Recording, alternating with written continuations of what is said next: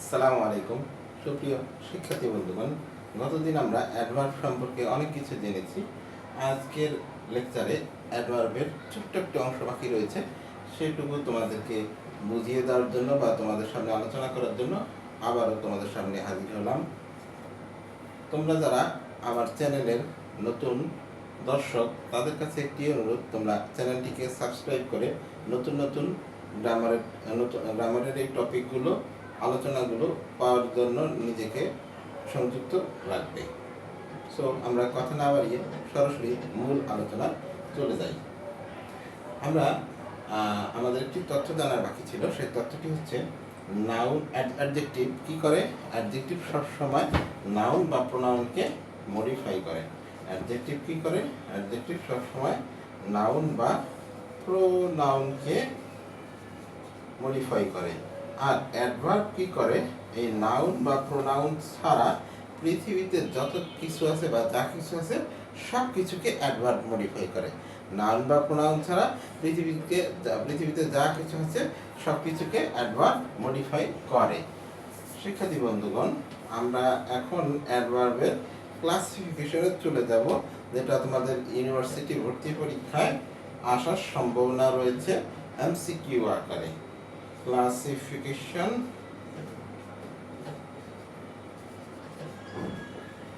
Of adverb. Classification of adverb. আমরা কি প্রথম ক্লাসিফিকেশনে চলে যাই। আই গো হোম, আমি বাড়ি যাব। আমি বাড়ি যাব, এটাকে আমরা প্রশ্ন করতে পারি হয়ার দ্বারা। এটাকে আমরা প্রশ্ন করতে পারি হয়ার দ্বারা। আর যখনই হয়ার দ্বারা প্রশ্ন করা কোনো প্রশ্নকে আমরা উত্তর করতে যাব, সেটাকে আমরা কি বলবো? Adverb of time. সেটাকে আমরা কি বলবো? Adverb of time. আমি আবারও রিপিট করি। আই গো হোম, আমি বাড়ি যাব। আমি বাড়ি যাব, আমার বাড়ি যাওয়াটাকে জানার জন্য আমরা হয়ার দ্বারা প্রশ্ন করব। আর যখনই হয়ার দ্বারা করা প্রশ্নের উত্তর খুঁজতে যাব, সেটাকে আমরা বলবো অ্যাডভার্ব অফ টাইম। আমরা পরের বাক্যে চলে যাই।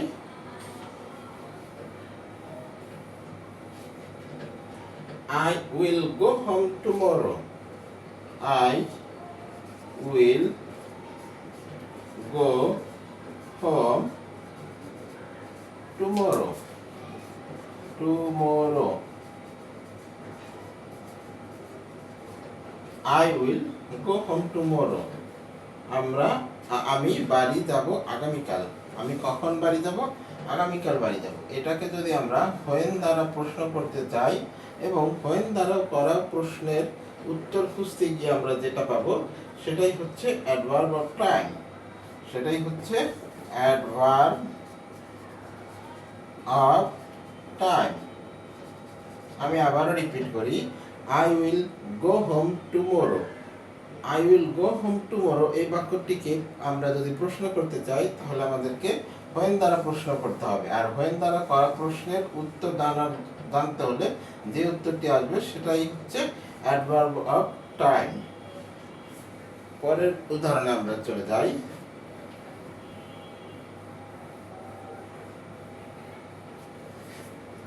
He speaks loudly. He speaks loudly. সে অনেক জোরে জোরে কথা বলে। সে কিভাবে কথা বলে? অনেক জোরে জোরে কথা বলে। সে কিভাবে কথা বলে? এটাকে আমরা প্রশ্ন করতে পারি হাউ দ্বারা। আর হাউ দ্বারা করা প্রশ্নের উত্তর যখন আমরা খুঁজতে যাব, তখন সেটাকে আমরা বলবো অ্যাডভার্ব অফ ম্যানার।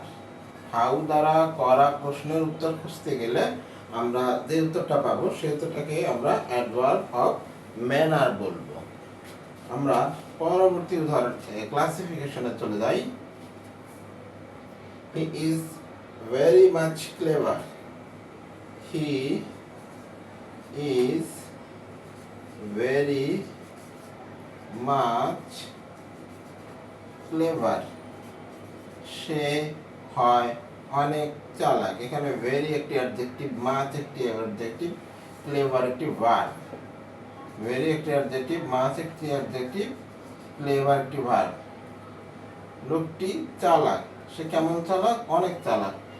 সেই অনেকের পরিমাণ কেমন সেটা বোঝানোর জন্য আরো ভেরিকে আমরা ইউজ করেছি। সে ভেরি মানে হচ্ছে সে খুব বেশি চালাক। সে কি? সে খুব বেশি চালাক। এই ধরনের অ্যাডভার্বগুলোকে আমরা অ্যাডভার্ব অফ ডিগ্রি বলবো। এই ধরনের অ্যাডভার্বগুলোকে আমরা অ্যাডভার্ব অফ ডিগ্রি বলবো। আমরা পরবর্তী ক্লাসিফিকেশনে চলে যাই। পরবর্তী classification, he could not walk because he is ill.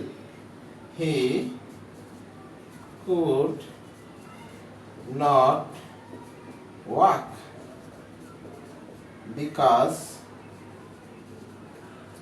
he is ill. সে হাঁটতে পারে না কারণ সে অসুস্থ। সে হাঁটতে পারে না কারণ সে অসুস্থ। এখানে হি ইজ ইল একটি ক্লজ। হি ইজ ইল একটি ক্লজ। যেহেতু এখানে ক্লজের ব্যবহার করা হয়েছে তাই আমরা এটাকে adverb of clause and effect, adverb of clause হিসেবে ক্লাসিফাইড করব। এবং এই বাক্যে যেহেতু তার না হাঁটতে পারার কথা বলা হয়েছে এবং তার কারণও বলা হয়েছে যে সে অসুস্থ থাকার কারণে হাঁটতে পারে না, তাই এটা adverb of clause and effect হবে। তাই এটা adverb of clause and effect হবে। আমরা পরবর্তী ক্লাসিফিকেশনে চলে যাই। শিক্ষার্থী বন্ধুগণ, ইংরেজি গ্রামারের টপিকগুলো বিস্তারিত জানার জন্য, বোঝার জন্য অবশ্যই আমাদের চ্যানেলটিকে সাবস্ক্রাইব করে আমাদের পাশেই থাকবে। পরবর্তী classification, have you completed your lesson? Have you completed your lesson? তুমি কি তোমার পড়া শেষ করেছো? শিক্ষার্থী বন্ধুগণ, এই বাক্যের উত্তর করার জন্য আমরা পজিটিভ নেগেটিভ দুইভাবে উত্তর করতে পারি। হ্যাঁ, আমি পড়া শেষ করেছি অথবা আমি পড়া শেষ করিনি। যখন আমি পজিটিভলি এই বাক্যের উত্তর করব তখন সেটা হবে অ্যাডভার্ব অফ অ্যাফার্মেশন।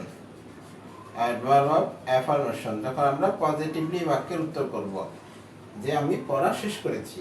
যখন আমরা নেগেটিভলি বাক্যের উত্তর করব তখন সেটা হবে অ্যাডভার্ব অফ নেগেশন। যখন আমরা নেগেটিভলি বাক্যের উত্তর করব তখন সেটা হবে অ্যাডভার্ব অফ নেগেশন। এই বাক্যটিতে বলা হয়েছে তুমি কি তোমার পড়া শেষ করেছো? এই বাক্যটিকে আমরা দুইভাবে উত্তর করতে পারি। প্রথমটা পজিটিভলি, দ্বিতীয়টা নেগেটিভলি। যখন আমরা পজিটিভলি উত্তর করব তখন সেটা হবে অ্যাডভার্ব অফ অ্যাফার্মেশন, এবং যখন আমরা নেগেটিভলি উত্তর করব তখন সেটা হবে অ্যাডভার্ব অফ নেগেশন। শিক্ষার্থী বন্ধুগণ, অ্যাডভার্ব সম্পর্কে গুরুত্বপূর্ণ আলোচনাটি আজকের পর্বে শেষ করা হলো। পরবর্তী দিন আমরা ইংরেজি গ্রামারের নতুন কোনো টপিক নিয়ে আবারও নির্দিষ্ট সময় তোমাদের সামনে হাজির হয়ে যাব। সেই পর্যন্ত তোমরা সকলে ভালো থাকবে, সুস্থ থাকবে, পড়াশোনা নিয়ে ব্যস্ত থাকবে, অযথা সময় নষ্ট করবে না, ভালো থাকবে। আসসালামু আলাইকুম।